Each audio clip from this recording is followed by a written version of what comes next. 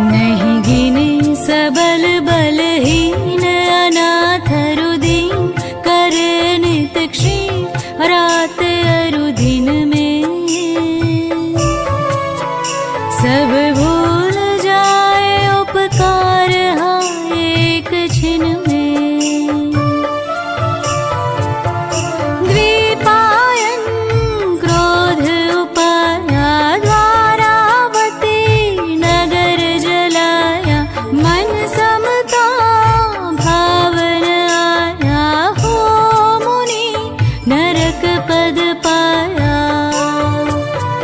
तप रिद्धि सिद्धि भरपूर क्रोध कर दूर भाव मुनि सूर विशुद्ध उपयोगी